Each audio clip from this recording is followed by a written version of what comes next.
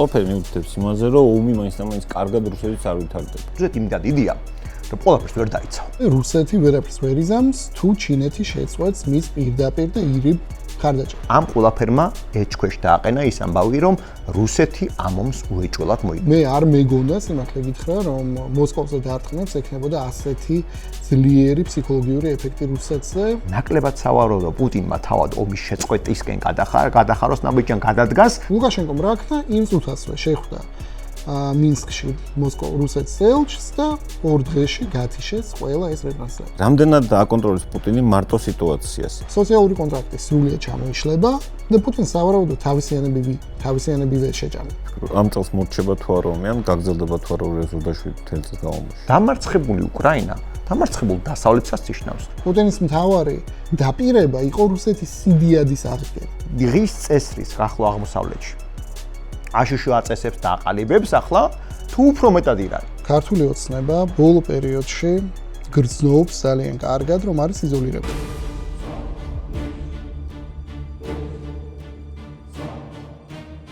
გამარჯობა მეგობრებო, დღეს ვისაუბრებთ საერთაშორისო ურთიერთობებსა და გეოპოლიტიკაზე ჩვენ სტუმრებთან ერთად გიორგი კობერიძე, ჯიპას პროფესორი და გიორგი მამაშვილი, საერთაშორისო ურთიერთობების მკვლევარი. დიდი მადლობა ბატონებო მოგზაურობისთვის. დავიწყოთ უკრაინით. უკრაინაში მიმდინარე ბოლო ურთმის ან ცოტა მეტ პერიოდის განმავლობაში რაც უკრაინაში ხდება, უბრალოდ უკვე უკრაინაშიც კი არა, რუსეთში რაც ხდება, ნელა იწვევს აი დიდი პარადიგმის შეცვლას, რომ უკრაინა აუცილებლად წააგებს და რუსეთი აუცილებლად რაღაც სახით, მაგრამ მოიგებს. ნუ ყოველ შემთხვევაში ის ვიდეოები, რაც ხდება რუსეთის გასამართ სადგურებთან ვებერთელა საცობები და ეგრეთ წოდებული სტრანა ბენზაკალონკა ეს ცნობილი მემე და ხუმრობა იყო რუსეთზე, რომ ეს ქვეყანა მხოლოდ ბენზინგასამართ სადგურს წარმოადგენს და თურმე ამასაც არ წარმოადგენს. მოდი ჩამოყალიბო კითხვას, რა ხდება უკრაინაში, რა ხდება რუსეთში და რა არის თქვენი მოლოდინები? ძალიან ცნობილი ფორმულა არსებობს, რომ ბრძოლებს იგებენ სამხედროები, მაგრამ ომის მოგებისთვის აუცილებელი ლოჯისტიკის გამართვა. ანუ ომს იგებს ლოჯისტიკა მარტივად რო ვთქვათ. რუსეთს ეს სერიოზული პრობლემებით ლოჯისტიკის თვალსაზრისით ჯერ კიდევ ომის დაწყებიდანვე ძალიან მალე რამდენიმე დღეში გამოუვლინდა და ჩვენ ვხედავდით, რომ რამდენჯერმე მოახდინა რუსეთმა ამ ყველაფრის დაბალანსება და ერთგვარად იმ პარიტეტის მიღწევა, რის შედეგადაც რუსეთმა რაღაცა მონაკვეთში წარმატებასაც მიაღწია 2024 და 25 წლებში. მაგრამ პრობლემა იყო ის, რომ უკრაინელებს ჰქონდათ და უკრაინელებს აქვთ, ესე ვთქვათ, პრობლემა რუსებისთვის, რა თქმა უნდა, აქვთ ეს სტრატეგიული სიღრმე. და უკრაინელებმა ინოვაციურ ტექნოლოგიებს შეუწყეს ხელი, ძალიან პრიმიტიულს, რა თქმა უნდა, ძალიან ინოვაციურს და ასიმეტრიული ომის ნიშნები ჩადეს, როდესაც ჩვენ შეგიძლია ძალიან ძვირიან ობიექტებს ესროლოთ ძალიან იაფიანი, დიდი რაოდენობით ჭარბი შეერაღება, საუბარი მოხს დრონებზე, რომელიც რობერტ მადიარის ეს თავარი ინიციატივა გახდა, სწორედაც უკრაინის ეს სამხედრო ძალების ერთგვარი ინოვატორი თუ შეგვიძლია ასე დავარქვათ, რომლის თავარი კონცეფცია გახლდათ, რომ რაც შეიძლება ძვირიანი ობიექტებისგან ნეიტრალება მომხდარიყო რუსეთში, ეს ერთი და მეორე მნიშვნელოვანი ყოფილიყო ის, რომ რუსეთის სტრატეგიული უპირატესობა ექციათ მის სტრატეგიულ მინუსად. და რა არის რუსეთის სტრატეგიული უპირატესობა, ხო? ეს არის ტერიტორია. რუსეთი იმდან დიდია, რომ ყველაფერს ვერ დაიცავ. სწორედ ეგ არის ის პრობლემა, რასაც რუსეთი აწყდება ახლა. ანუ მთელი უპირატესობა მისი იყო ის, რომ მოდი მე ვერ მიყურებ, იმიტომ რომ ძალიან დიდი ვარ, ვერ მომწდები, იმიტომ რომ ძალიან დიდი ვარ, მაგრამ ახლა აღმოჩნდა, რომ ეს ყველაფერი პირიქით დატრიალდა. ის რომ მოსკოვში აღარ არის მარტო საუბარი. ის რომ შენ ვორონეჟში გაქვს ერთი უძირფასი ტექნიკა, როსტოვში გაქვს დონზე, ის რომ შენ იგვლი მთელი ეს მომარგების ქსელი გარანტირებული ქონდა ფრონტის ხაზის ახლოს. ჯერ 40 კილომეტრში, შემდეგ 80 კილომეტრში, ახლა 120 კილომეტრში და აღმოჩნდა, რომ უკრაინული მთელი ეს ფრთოსანი რაკეტები, რომელიც ეს ფლამინგო იქნება თუ ეს ნებისმიერი სხვა, წდება უკვე 2000 კილომეტრზე და მეტზე. რაც უკვე იმ პრობლემას უქმნის რუსეთს, რომ რეალურად მისი სიღრმის დაცვა ამ თანამედროვე ინოვაციურ და საკმაოდ დიაფასიან და ასიმეტრიულ ომში ძალიან გაჭირდა. სწორედ ამიტომაც ახლა ხედავთ, რომ პუტინს უწევს აღიარება და საზოგადოების დამშვიდების მცდელობა, რომ თითქოს რუსეთში ყველაფერი კარგად არის. მაგრამ კარგად არის რუსეთში შეგვიძლია ვთქვათ იმდენად, რამდენადაც ეს ყველაფერი ხალხის და ეს რაღაცა რუს ხალხს გააჩნია რაღაც უზარმაზარი მოთმინების ლიმიტი. ძალიან ცნობილია 1917 წელს თებერვალში, სანამ რევოლუცია მოხდებოდა, რუსეთის მოსახლეობის უმეტესობა ისედაც ამ მდგომარეობაში ცხოვრობდა. ეს ჩიმშილი იყო, გაჭირვება იყო, არ იყო რესურსები და ასე შემდეგ, მაგრამ პეტერბურგს და მოსკოვს რომ შეაწუხებს, როგორც შეაწუხა 2017 წელს, მე უკვე სიტუაცია საკმაოდ მყიფეა, რადგანაც პუტინის მენტალიტეტში ორ მოვლენას აქვს ძალიან დიდი საფუძველი და ძალიან დიდი წონა. ერთი მოვლენა ვიცით რომ ეს არის დიდი ჩრდილოური ომი და ის ამბობს რომ აი რაღაც პეტრე პირველი ვარ და ისიც 21 წელი გაგრძელდა ამ ყველაფერს რაღაც ვიბრძოდით და მოვიგეთ პოლტავას ბრძოლა და დასავლეთ დავამარცხეთ, ეს ერთი. და მეორე ძალიან დიდი მნიშვნელობა აქვს რომ ეს სტალინური ომი რომ აი ეს მე სტალინი ვარ მეორე და ზამბერს დავამარცხებ. მაგრამ ამას გარდა ვინც პუტინთან დაახლოებული იყო, ყველა ამბობს რომ პუტინისთვის ძალიან დიდი მნიშვნელობა ჰქონდა ამბავს დრეზდენში.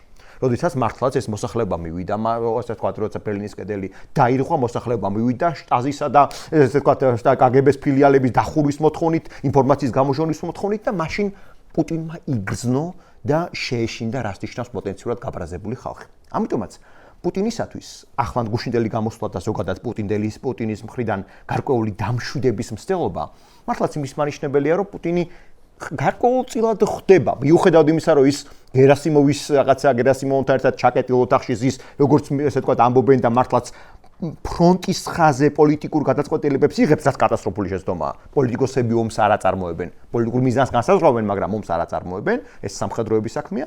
მაგრამ ეს ამის გარდა მიანიშნებს იმასაც, რომ მას სერიოზულად ეშინია ხალხის და სერიოზულად ეშინია ეს საჯარო გარკვეული ესე ვთქვათ დინამიკებისა და ცვლილებების, რომელიც აი ამ შემთხვევაში, აი ამ მოვლენებმა დააყენა და სხვათა შორის ძალიან საინტერესო არის ის, რომ როდესაც ომი დაიწყო, ის უკრაინელ ხალხს მოუწოდებდა პუტინი, რომ დაამხედო თქვენი ხელისუფლება, ხო ხედავთ როგორ გაძვირდაო პროდუქციაო, ხომდე 2 დღით ადრე ლაპარაკობდა ამას. ღია მოწოდებით საუბრობდა ფასებზე, საუბრობდა ეკონომიკურ გაჭირვებაზე, რაღაცა რესურსების კრიზისზე. ახლა რაც მან ილაპარაკა, ეს 4 წლისა და რამდენიმე თვის წინ ყველაფერი პირიქით უდგება რუსეთს. ეს რა თქმა უნდა არ ნიშნავს რომ შეიძლება ომი მართლაც ხაცა გადაწყვეტის ფაზაში იყოს, მაგრამ ეს სწორი შენიშვნა იყო. ამ ყველაფერმა ეჭქვეშ დააყენა ის ამბავი, რომ რუსეთი ამ ომს უეჭველად მოიგებდა. რა თქმა უნდა ჩვენ ისედაც გვიცოდით რომ ეს შეიძლება კითხვის ნიშნის ქვეშ იყო თავიდანვე, მაგრამ საზოგადოების, მათ შორის რუსის საზოგადოების თვალში, რომელსაც ღრმად სჯეროდა რომ ომი მათ არ შეეხებოდათ და ამ ომს ისინი უეჭველად მოიგებდნენ. გიორგი, შენ რაც ახსენე აქიდან აი სტრატეგიული სიღრმე რაც არის, ნუ მართლა ესე მოხდა, მათ უდესი პლუსი იქცა მინუსად ამ სიღრმეში ვერაფერს ვერ იციან, მაგრამ ერთი უნდა ითქვას დრონებს რაც შეეხება რუსეთი იყო პირველი, რომელმაც შაჰედების გამოყენება დაიწყო. თავის დროზე 24 წელსაც პარიტეტი იყო ამ დრონებში მიღწეული რა. შემდგომში იცვლება განსაკუთრებით 2025 წლის ბოლოს და 2026 წლის დასაწყისში უკრაინის სასარგებლოდ. და ახლა საინტერესო რა არის, იცი, რომ თუ კი იგივე ტრამპის განცხადებები ადრე ძალიან ისეთ ნეგატიური იყო, მოდი ეს ვთქვათ და ძალიან დიდი სკეპტიციზმი იყო უკრაინის შანსების მიმართ, თქვენ კარტები არა გაქვთ და ასე შემდეგ, ახლა შეიძლება ეგეც შეიცვალოს. ამ ბოლოს კიდე საინტერესო ვითარდება ბოლნები ბელარუსის მიმართულებით. არასოდეს არ ქონია ზელენსკის რაღაც ესეთი მომთხოვნი ტონი ლუკაშენკოს მიმართ რა და საეჭოდ დაემთხვა შემდეგ ეს ლუკაშენკოს რაღაცნაირი ვიზიტი ჯერ ვალდაიზე ჩადის, მერე აზიური ტურნე მოარტყა. რას ფიქრობ თავად უკრაინის ამ ცვლილებაზე რა, როგორც სამხედრო მხრივ, ასევე ხო არ მოემატათ გარკვეულწილად პოლიტიკური ამბიციაც რა. რა თქმა უნდა მოემატათ. მოდი დავიწყოთ ლუკაშენკოთ. ჩვენ ვიცით რომ პროფესორ ზელენსკიმ განაცხადა რომ ახლახან ესაუბრა პუტინის მეგობრებს და მიაწოდა მათ ომის შეჩერების ზელენსკისეული წინადადება. ვინ იქნებოდა ეს მეგობარი? ორი მეგობარი დარჩა პუტინს, ვისაც ელაპარაკებიან უკრაინელები. ერთი არის ჩელსის ყოფილი მფლობელი და მეორე არის ბატონი ლუკაშენკო. ზუსტად ამ საუბრის შემდეგ და ამ განცხადების შემდეგ ჩვენ ნახეთ რომ ლუკაშენკო შეხვდა პუტინს და შემდეგ გაფრინდა აზიაში, არა, მოდი პირდაპირ ვთქვათ ჩინეთში. იმიტომ რომ ხომ აშკარა არის რომ ამ ეტაპზე რუსეთი ვერაფერს ვერ იზამს თუ ჩინეთი შეწყვეტს მის პირდაპირ და ირიბ მხარდაჭერას. ასე რომ ახლა ჩვენ ძალიან ნათლად ვხედავთ რომ ლუკაშენკო ცდილობს ორი მოთამაშე რუსეთი და ჩინეთი დაარწმუნოს იმაში რომ იქნებ ჯობია ამ ომის შეწყვეტა ამ კონკრეტულ მოცემულობაში. ანუ როგორც ჩანს, ლუკაშენკო ცდილობს საკმაოდ საინტერესო გეოპოლიტიკური საჭადრაკო პარტია გაითამაშოს, რაც მას ყოველთვის ახასიათებდა სხვათა შორის. შეიძლება სრულად მიუღებელი და შეიძლება არა სრულად მიუღებელი არის ის რაც აკეთებს ქვეყნის შიგნით, მაგრამ ქვეყნის გარეთ ლუკაშენკოს დიპლომატიური უნარები ყოველთვის იყო გაცილებით უფრო წარმატებული ვიდრე იმ ხალხის, ვინც მულტივექტორულ პოლიტიკას შეუძლებელია არ დააფასო რა პირდაპირ ამ მნიშვნელობით წველის რუსეთს ამდენი წელიწადია ლავირებს ევროპა, ამერიკა, რუსეთს შორის, უკრაინას შორისაც, კი, იმიტომ რომ ახლახან ჩინეთს შორისაც უკვე კი, ამერიკაც უკვე და საკმაოდ საინტერესო საგარეო პოლიტიკურ პარტიას თამაშობს ამ მომენტისთვის ლუკაშენკო. რაც შეეხება უკრაინელებს, ჩვენ ნახეთ სრულიად განსხვავებული უკრაინა ომის დასაწყისში და სრულიად განსხვავებული უკრაინა ახლა. ომის დასაწყისში ბელარუსიდან შესაძლო თავდასხმა ჩვენ გვახსოვს რომ მოხდა, ჩვენ გვახსოვს რუსული კოლონები, რომლებმაც გამოიყენეს ბელარუსის ტერიტორია უკრაინაზე შემოსასვლელად, ახლა ჩვენ გვაქვს ზელენსკი, რომელმაც აუყენა ულტიმატუმი. ან გათიშავენ რეტრანსლატორებს, რომელთა მეშვეობითაც ხდება უკრაინაზე რუსული იერიშების კორექტირება, ან უკრაინელები ამას თავად გათიშავენ. რაც ნიშნავს ეს? ეს ნიშნავდა იმას, რომ პირდაპირ დაემუქრა ზელენსკი, რომ უკრაინელები მზად იყვნენ ბელარუსის ტერიტორიაზე სამხედრო ან ოპერაციის განხორციელება, ან პირდაპირ დარტყმების მიყენება ამ ობიექტებზე. ლუკაშენკომ რა ქნა? იმ წუთასვე შეხვდა მინსკში რუსეთის ელჩს და 2 დღეში გათიშეს ყველა ეს რეტრანსლატორი. ანუ ჩვენ ვხედავთ გაცილებით უფრო გაძლიერებულ უკრაინას, ჩვენ ვხედავთ უკრაინას, რომელმაც მოახერხა ომის პარადიგმის გადამტრევა, ანუ აქამდე ხო ყველას ეგონა რომ აი კიევი დაეცემოდა 3 დღეში, აქამდე იყო საუბრები იმაზე რომ იქნებ შეჩერდნენ მხოლოდ და მხოლოდ ფრონტის ხაზზე. ახლა უკვე ჩვენ ვხედავთ რომ ყირიმი გამოთიშული არის, სიკვდილის გზა, რომელიც არსებობს აი ოკუპირებული ტერიტორიების გავლით არის სრულიად უკრაინელების კონტროლის ქვეშ. ჩვენ ძალიან ნათლად ვხედავთ რომ უკრაინელებმა მოახერხეს სერიოზული კრიზისის გამოწვევა ამ ნახევარკუნძულზე, მათ შორის რესურსების კუთხით, მათ შორის უპირველეს ყოვლისა ნავთობის და სხვა მსგავსი ენერგორესურსების მიწოდება ფაქტობრივად გადაჭრილი არის და ყირიმი ახლა უფრო გადაიქცა კუნძულად, ვიდრე ნახევარკუნძულად. ჩვენ გვახსოვს უკრაინელების დარტყმები ყირიმის ხიდზე, რომელიც პუტინისთვის არის საკუთარი ძლევამოსილების და ძალაუფლების ყველაზე მნიშვნელოვანი ფიზიკური გამოხატულება, ანუ ყველა ავტორიტარს, ყველა დიქტატორს ახასიათებს საკუთარი მმართველობის უკდავყოფისთვის გარკვეული ნაბიჯების გადადგმა. ეგვიპტელებმა პირამიდები ააშენეს, ჩაუშესკომ პარლამენტის სასახლე, პუტინისთვის ეს არის ყირიმის ხიდი, რომელიც არის მთელი მისი ამ ძლევამოსილების და ძალაუფლების მაჩვენებელი და ახლა ვხედავთ რომ ეს ყირიმის ხიდიც საკმაოდ სერიოზული პრობლემების ქვეშ არის და როდის გადაწყვეტენ უკრაინელები რომ საბოლოოდ ჩამოანგრიონ, ან ჩამოანგრიონ თუ არა, ეს გადაწყვეტილებაც უკვე უკრაინელების არის და არა რუსეთის. ამას დაემატა ფსიქოლოგიური ომი, მე არ მეგონა სიმართლე გითხრა რომ მოსკოვზე დარტყმებს ექნებოდა ასეთი ძლიერი ფსიქოლოგიური ეფექტი რუსეთზე.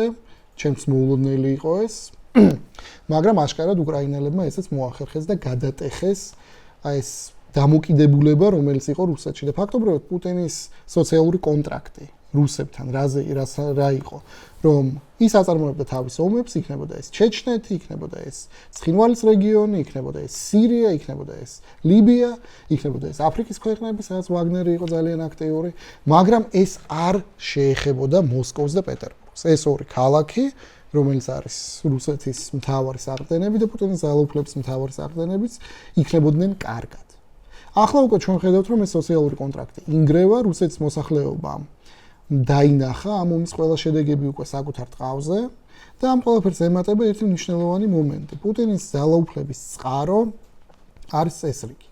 ის პირდებოდა რუსეთის მოსახლეობას, რომ ბნელი და შავი 90-იანების შემდეგ აი ეს ჰიპერინფლაცია, ეკონომიკური გაპარტახება, მათ შორის ერთი არის ჯეფრი საქსი, ცნობილი ეკონომისტი, რომელსაც მიუძღვის საკმაოდ სერიოზული წვლილი 90-იანების რუსეთის ეკონომიკურ კატასტროფაში და ხელთა გუნდში შედიოდა ელცინის.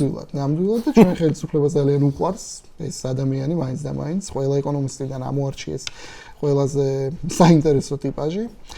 და ახლა ჩვენ გვაქვს მოცემულობა, როდესაც ირღვევა სოციალური კონტრაქტი, რომელიც არსებობდა რუსეთის მოსახლეობასა და პუტინს შორის. თუ ეს კონტრაქტი კიდევ უფრო მეტად ჩამოინგრევა, ჩვენ დავინახავთ გაცილებით უფრო მეტ უკმაყოფილებას რუსეთის შიგნით და ჩვენ დავინახავთ მათ შორის ელიტების უკმაყოფილებას. ისიც აშკარა არის, რომ გარკვეულ დონეზე ელიტები ახლაც არიან უკმაყოფილოები, ჩვენ ხედავთ დაპირისპირებას ეკონომიკურ ბლოკში, ჩვენ ხედავთ იმას, რომ რუსეთის ეროვნული ბანკის ხელმძღვანელი ნაბიულინა ძალიან აქტიურად ცდილობდა გარკვეული სამხედრო ტიპის გადაწყვეტილებების განეიტრალებას. ნაბიულინა ბოლო პერიოდში ჩამოშორებულია, აი ტელევიზორს მოდი ესე ვთქვათ და მთავრობის ხდომებიც გააცდინა ზუსტად ამიტომ ანუ ერთადერთი პიროვნება რომელსაც გააჩნია საკმარისი კვალიფიკაცია დღევანდელ რუსეთში და რომელმაც მართლაც მოახერხა რუსული ეკონომიკის დაჭერა და არ ჩამოეშალა თავზე იყო ზუსტად ეს ქალი რომელმაც ძალიან სწორი მიკრო და მაკროეკონომიკური გადაწყვეტილებები მიიღო რომელთა შედეგადაც რუსეთის ეკონომიკამ გაუძლო ამ უზარმაზარ წნეხს რომელიც არის ომი იმიტომ რომ ომის გაძლება ქვეყნის ეკონომიკისთვის არ არის მარტივი, განსაკუთრებით როდესაც რუსეთი არის, რომელიც თავიდან ბოლომდე არის დამოკიდებული ენერგორესურსების გაყიდვაზე და მთავარი ბაზარი, რომელიც ჰქონდა რუსეთს, რომელიც ყველაზე კარგად იხდიდა, პრემიუმ ბაზარი. ეს ხო ევროკავშირი და ახლა უკვე ევროკავშირმა უარი თქვა თითქმის მთლიანად რუსული ენერგორესურსების შეძენაზე და ამან დაარტყა რა თქმა უნდა რუსეთის შემოსავლებს. ამას ემატება ორმოზის სრუტე, რომელიც იხსნება და იხურება, მაგრამ უფრო იხსნება. დრამაც ასევე დაასტაბილურა ენერგორესურსების ფასები და შესაბამისად ჩვენ მივედით სიტუაციამდე, როცა რუსეთის ბიუჯეტს ძალიან უჭირს არსებული სიტუაციის შენარჩუნება, მათ უჭირთ საკუთარი ბიუჯეტის დაჭერა და რადგანაც უჭირთ ამ ბიუჯეტის დაჭერა, ბუნებრივია ომის გაგრძელება ძალიან გაუჭირდებათ. ესეც იყო უკრაინელების ერთ-ერთი მთავარი გათვლა, როდესაც დაიწყო თავდასხმები ამ ნავთობგადამამუშავებელ ინდუსტრიაზე. რა არის რუსეთის ეკონომიკის მთავარი ღერძი? ეს არის ნავთობი, ნავთობის გადამუშავება, ნავთობის გაყიდვა. ახლა ჩვენ ვართ მოცემულობაში, როდესაც ჯერ ერთი რუსეთში არის ენერგორესურსების კრიზისი, ყველა რეგიონში დაწყებული არის კამჩატკით, მე მგონი დამთავრებული რა თქმა უნდა როსტოვით და ვორონეჟით და ამას ემატება იძულება რომ რუსეთმა უკან იყიდოს ის ენერგორესურსები, რომელიც მათ მიყიდეს ინდოეთს. უფრო ძვირად, ანუ საკუთარი ნავთობი მიყიდეს ინდოეთს და ახლა უწევთ ინდოეთისგან იგივე ნავთობის უკან გამოსყიდვა. უფრო ძვირად. ანუ აქაც ჩვენ ხედავთ რომ სერიოზული დარტყმა არის მთლიანად რუსული ტიპის ეკონომიკაზე. ყველაფერი მიუთითებს იმაზე, რომ ომი მაინც და მაინც კარგად რუსეთს არ ვითარდება. რა? მაშინ ჩდება კითხვა, რომ ამის მიუხედავად პუტინის ტონი რატო არ იცვლება? რა? ანუ ამის მიუხედავად პუტინი რასაც აჟღერებს დიდად არ განსხვავდება იმისგან, რაც ამბობდა პირობითად ანკორიჯის შეხვედრის შემდეგ. ხო, ეს ეგრეთ წოდებული ანკორიჯის სული, რომელიც ლავროვმა რამდენჯერმე გამოიძახა და ბოლოს რუბიოს მოუწია თქმა, რომ არავითარი შეთანხმება მან არ ყოფილა. როგორ წარმოგიდგენიათ, რატო არ იცვლება და რა შემთხვევაში შეიცვლება რუსეთის რიტორიკა, ანუ როდის წავლენ რაღაც სამშვიდობო შეთანხმებაზე, რომელიც არ იქნება მაქსიმალისტური. იმიტომ რომ ის მოთხოვნები, რაც ამათ აქვთ, აშკარად მაქსიმალისტური. როდის შეცვლილა? არასდროს რუსეთის რიტორიკა ომთან დაკავშირებით არასდროს არ შეცვლილა. რუსეთ-იაპონიის ომი, რომელიც რუსეთმა წააგო კატასტროფულად და შემდეგ ამ ომის შედეგი იყო რუსეთის რევოლუციები, პირველიც და მეორეც ირიბად. მაშინაც ნიკოლოზ მეორე ამბობდა, რომ ყველაფერი კარგად არის. როდესაც უკვე გასაგები იყო, რომ საზღვაო ბრძოლა და საზღვაო ომი რუსეთმა წააგო, რუსეთმა გააგზავნა ბალტიის ფლოტი, მთელი გლობუსი მოიარეს, ჩავიდნენ იაპონიაში, იაპონელები დახვდნენ ჩაძირეს. მაშინაც კი არ იცვლებოდა რუსეთის რიტორიკა და აი ცოტაც და ჩვენ დავამარცხებთ ამ საწყალ იაპონელებს. მაშინაც იგივეს ამბობდნენ. მეორე მსოფლიო ომში, როდესაც გერმანია გადადიოდა თავდასხმაზე და სანამ ლენდ-ლიზი ამოქმედებოდა, ანუ სანამ დასავლეთი დაიწყებდა საბჭოთა კავშირის დახმარებას, რუსეთის მდგომარეობა იყო კატასტროფული. მაშინაც რუსეთის პროპაგანდა ამბობდა, რომ ყველაფერი კარგად არის. ავღანეთის ომი შედარებით უფრო ახლა მიმდინარე მოვლენები. მანდაც რუსეთი ამბობდა, რომ ის იმარჯვებდა ბოლომდე, სანამ არ დამარცხდა და რასაც მოყვა შემდეგ უკვე საბჭოთა კავშირის ჩამოშლა.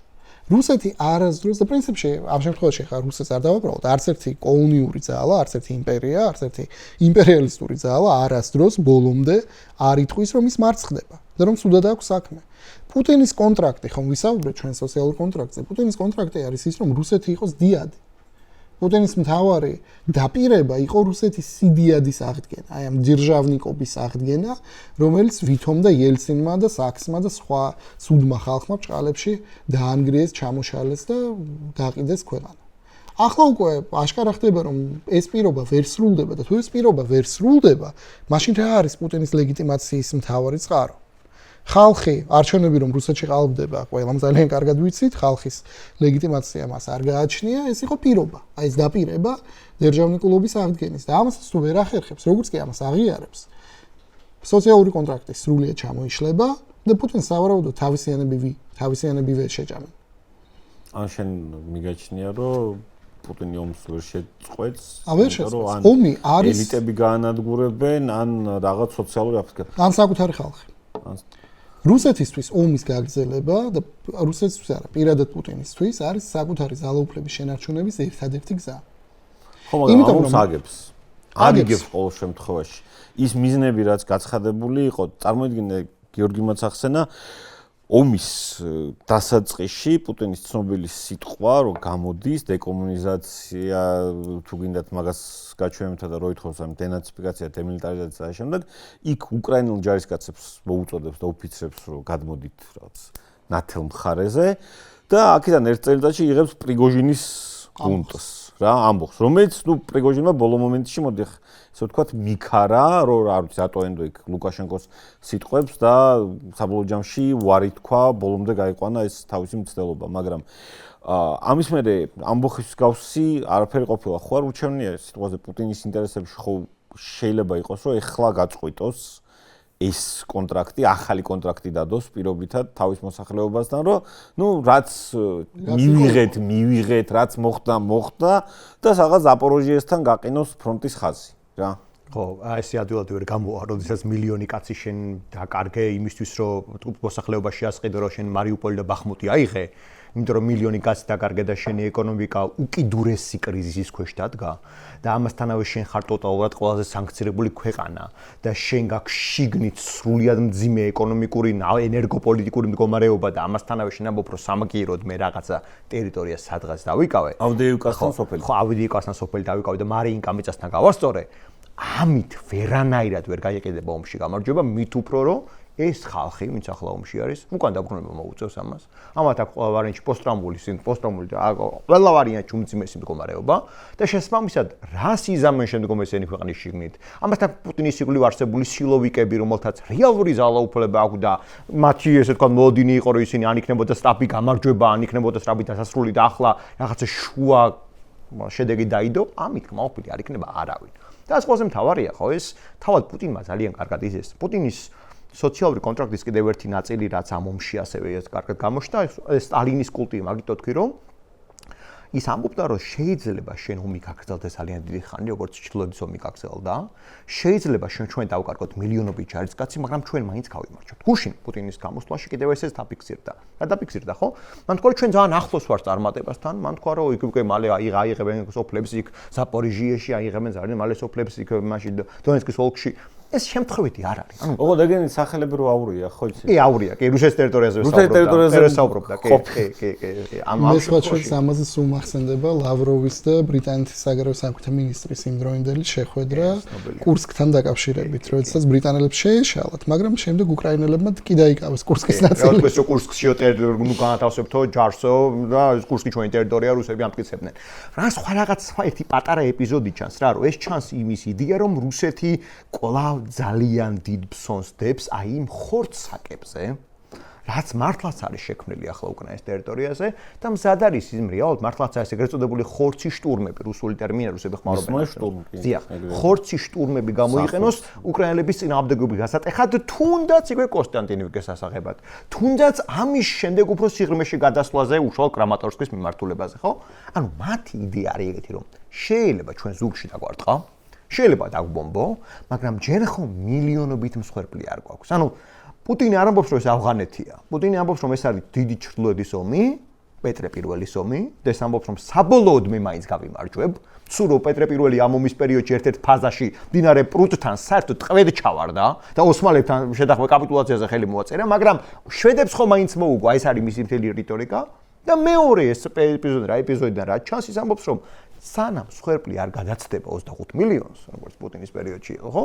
ჩვენ შეგვიძლია პუტინის ძალის პერიოდში, ჩვენ შეგვიძლია ერთგვარად გავაგრძელოთ ეს ომი, ანუ მისი ეს რიტორიკა არ დაკავშირებული იმაზე, რომ ჩვენ უფრო დიზლიერები ვართ, ან იმათნაირები ვართ, როგორიც იყო რუსეთის იმპერია და როგორიც იყო საბჭოთა იმპერია. თავარი რაც ამ შემთხვევაში პუტინს, როგორ თქვა, შეიძლება ეშლება თუ შეგვიძლია ასე თქვა, არის ის, რომ დღევანდელი რუსეთი არც რუსეთის იმპერია არ არის თავისი შესაძლებლობებით და მით უმეტეს არ არის საბჭოთა კავშირი, იმიტომ რომ საბჭოთა კავშირის ჯერ ეს ერთიც მისი ადმინისტრაციული რესურსი თუ ჩვენ ავიღებთ, თუ რაოდენობას ავიღებთ მოსახლეობის, თუ მართლაც ინდუსტრია ავიღებთ, ბევრად მაღალ დონეზე იყო, ვიდრე დღევანდელი რუსეთის ამბავი არის. კიდევ ერთი თემა არის ლენდ-ლიზი. ლენდი, რა თქმა უნდა, დასავლური. მაშინ ერთ დავამატებთ მე კიდე რომ ლატე მაკიეტოზე გაზრდილი აიტიშნიკების თაობაც მაინც და მაინც შეადარებს იმპერიების ესეც ძალიან მნიშვნელოვანი დეტალია, ესეც ძალიან მნიშვნელოვანი დეტალია, მართლაც ეს საკმაოდ საკითხია, რომ დღეს მოსკოვისა და პეტერბურგის საზოგადოება სრულიად სხვა ცხოვრებასაა შეჩვეული. მათ მართლა იტალიური ვილები გააჩნიათ და ეს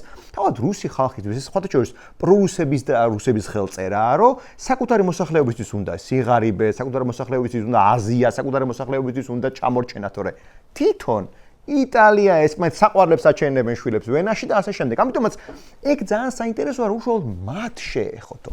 და დეტალი სწორედ ეგ არის, რომ აი სწორედ მაგის თქმა მინდოდა, რომ სილოვიკების იმიტომაც ეშინია და იმიტომაც ვეთანხმები მე აბსოლუტურად გიორგის, იმიტომაც უნდა პუტინს ომის გაგრძელება, რომ ამ სილოვიკებს დარტყმა მიადგათ და სილოვიკებს თუ დარტყმა მიადგათ ახლა და მათ ოჯახებს მიადგა რაღაცის ფასად, რაღაცის სასარგებლოდ ფასად თუ მაინც ვერ მიიღეს მათ ამ ომის მსხვერპლი. გამოდის რომ რეალურად პუტინმა არა მხოლოდ იმედები გაუსრულა მართლა ეს დიდი ძერშავიკობას, არამედ უშუალოდ მიაყენა მათ სტაბილურობას დარტყმა, რაზეც პრაქტიკულად მისი ძალაუფლება დგას ბოლო 20 წელიწადი. რამდენად აკონტროლებს პუტინი მარტო სიტუაციას? წარმოუდგენია არის შექმნილი, რაც წლებია პიარი ხელს უწყობდა ხან იმაზე გამანადგურებელზე იჯდა პუტინი, ხან ამფორები ამქონდა ზღვიდან და ეს მაჩო იმიჯი, ხო? და ნელა ეს მაჩო იმიჯიც ჩამოეღვენთა პუტინს, მაგრამ დღემდე ითვლება, რომ პუტინი რაღაც რკინის ხელით აკონტროლებს ელიტებს. შეიძლება თუ არა მას ამე საფრთხე ემუქრებოდეს თავად მართველი ელიტის, აი, თუნდაც ძალოვნების წრიდან. მოდი ესეთ ამე აღვნიშნოთ. პირველ რიგში პუტინის მხრიდან ოლიგარქების წმენდა, რასაც ჩვენ ახლა უყურებთ. ზოგი ფანჯრიდან ვარდება, ზოგს რაღაც კლავენ, ზოგს რაღაც. მაგრამ ეს ცილნაწილია მაინც. სწორედ ამის თქმა მინდა. სწორედ ამის თქმა მინდა, რომ ეს არის ერთგვარი ასევე არა მარტო ის, რომ შე რაღაცები მოიშორო, არამედ სიგნალი გაუგზავნო კონკრეტულ ადამიანებს, რომ მაინც და მაინც მე ნუ გადამეკვეთებით. რა თქმა უნდა, ეს სიგნალი როგორ აღიქმება ზოგიერთ სილოვიკის მიერ, მით უმეტეს რომ ამ სილოვიკების დიდი ნაწილი არა მხოლოდ ეკონომიკურად არის გავლენიანი და პოლიტიკურად, არამედ უშიშროებაში არიან ისინი. ანუ უშიშროების ტიპები არიან. შესაბამისად, მათი გავლენები საკმაოდ სერიოზულია ქვეყნის შიგნითაც, ხო? ზოგიერთი, რა თქმა უნდა, ბევრად რადიკალია ვიდრე პუტინი ამაზე. ბევრად ღია დამობენ ბირთვული არ ღებესვლად კიევსო, ქალაქსო, ღია დამობენ. მაგრამ არიან ადამიანები, რომლებიც სილოვიკები, რომლებიც ამბობენ, რომ ჩვენთვის უფრო მნიშვნელოვანი არის ფინანსები და გავლენები, ვიდრე რაღაცა ომი, რომლის შედეგადაც ვერაფერს ვერ ვიღებთ და არა უნდა გავაგზავნოთ ისეთი, რომ რაღაც საზგსარგებელი მივიღოთ. არიან სილოვიკებში ადამიანები, რომლებიც არიან ცოტა მონაცისტო ადამიანები. და ისინი რომ ხედავენ, რომ მართლაც ეხლა, როდესაც ჩვენ საუბრობთ მილიონი ადამიანის მსხვერპლზე, ზოგი დაღუპული, ზოგი დაშავებული, ზოგი გამოდიშული ადამიანებზე, რომლებიც ვეღარ გამრავლდებიან, ეს არის რუსი ნაციონალისტისათვის ან ნაცისტისათვის, რომელიც საუბარი მოხდა იმ სილოვიკებში, ამ ადამიანებს არის უზარმაზარი ტრავმა. იმიტომ რომ ნიშნავს, რომ შენ ერის ის ყველაზე მნიშვნელოვანი ნაწილი გაანადგურე, რომელიც გამრავლებული იყო. ამიტომაც მათთვისაც პრობლემურია პუტინი. პუტინის არ მოწონება ბევრი ძალის მხრიდან ხდება. მაგრამ პუტინი ის რომ ვიღაცებს აკონტროლებს 20 ძირითადი სილოვიკი ყავს ჩვენ რეალურად 20 რომელთანაც მას შეხვედრა ამ დახურულ კარს მიღმა ყოველდღიურად აქვს ეს 2014 წელს როდესაც უშუალოდ მასზე იყო ესე თქვა მისი პირად ცხოვრებაზე იყო საუბარი ყოველდღიურ ცხოვრებაზე მაშინ გამოჟონა ამ ინფორმაციამ რომ მას ყოველდღიურად აქვს 20 ადამიანთან შეხვედრა რომელთანაც რაღაცებზე საუბრობს ზოგიერთ ძალაუფლებას ღიად ფლობს ზოგიერთი არ არის ესე ღია ძალაუფლების მქონე ანუ უშუალოდ თანამდებობის პირი არ არის საუბრობს მასთან უშუალოდ განიხილავს რუკებს, კონკრეტულ მოვლენებს, გაზეთებს და საუბარი არის რომ ამ სილოვიკების აბსოლუტურ უმრავლესობამ ძალიან ბევრი ენა იცის, ევროპული ენა იცის, განიხილავენ მასთან ერთად საკითხებს ხოლმე და ამ განხილვის შემდეგ იღებენ გადაწყვეტილებას. შესაბამისად რო თქვათ რომ ჩვენ პუტინი ყველაფერს და ყველას აკონტროლებს, ეგეთი რამე არ არსებობს არსად, იმიტომ რომ ეს ცნობილი ძალაუფლების კანონებში ვიცი ძალაუფლების ბაზისური ცნებაა რომ მარტო არავინ არ მართავს. ეგეთი რამე არ არსებობს არსად, ხო? ღმერთი რო იყო, შენ ეს რაღაცა იმპერატორად გამოცხა, იმპერატორი ღმერთი რო იყო, მაშინაც ვერ გავა. ხო, იმიჯი ეგეთი აქვს შექმნილი. სწორედ ეს არის ძალიან საინტერესო, რომ შესაბამისად ყველაფერი რომ ის მართავს და ესეთ იმიჯი რო ქონდა შეუძლია და ამის ინიციირებაც ხდება, რომ შესაბამისად ყველაფერი შენი ბრალია. სწორედ ეს არის პუტინის ერთ-ერთი უდიდესი აქილევსის ქუსლი, რომ თუ ყველაფერს შენ მართავ, მაშინ რაც ხდება ყველაფერი შენი ბრალია. ფრონტის ხაზზე, ეკონომიკურ ვითარებაში და ასე შემდეგ. ამიტომაც შენ ყველას ვერ შეაწმენ. რა თქმა უნდა, პუტინმა შეიძლება შეეცადოს იქ დიდი წმენდის მოხდენას, მსგავსი რაღაცები ჩვენ გვინახავს, ხო? ეხლა სადამ ჰუსეინიმ ომი წააგო, მაგრამ წმენდა მე მაინც ჩაატარა, ჩვენ გვახსოვს ეს რასაშენელი მოვლენებიც მოხდა 90-იან წლებში. მაგრამ ეს საინტერესო სწორედ ეს არის, რომ პუტინის მხრიდან მისი იმიჯი მაინც დგას გამარჯვებულზე, რომ მან დაამარცხა რაღაცა ჩეჩნეთი, რაღაცა მან თქვა რომ მე არ დავმარცხე, ეს უკავიმარჯვე მაშინ რა ქვია სირიაში, მე ვაჯობე საქართველოს. მოდი ეს ვთქვათ, რომ უკრაინამდე პუტინის გამარჯვებებით მოფენილი. ეს მაგაზე ქონდა. დიდი და პატარა გამარჯვებები ქონდა. კი, სწორედ მაგაზე იყო აგებული და ის ამბობს, რომ აი მე არასდროს ომს არ შევწყვეტ, თუ არ გავიმარჯვებ, ხო?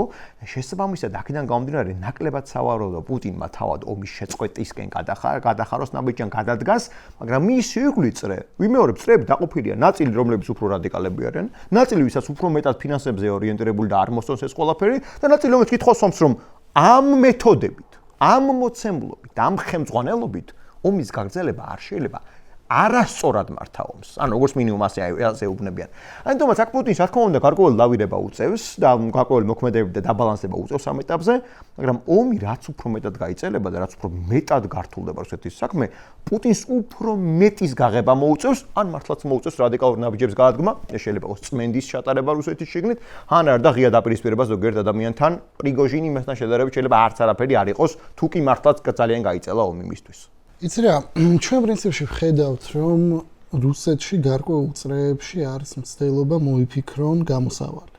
მაგალითად, საერთოდ ცხინვალის რეგიონის ანექსია. რატო დადგა დღის წესრიგში? იმიტომ რომ ერთ-ერთი სცენარი ამ გამოსავლის არის რომ შეწყდეს ომი უკრაინაში აი ფრონტის ხაზზე, შემდეგ გამოვიდეს პუტინი და გამოაცხადოს ახალი მინი საბჭოთა კავშირის აღორძინება. იქ ბელარუსი იქნება, რუსეთი იქნება, უკრაინის ოკუპირებული ტერიტორიები და ჩვენი ოკუპირებული ტერიტორიები.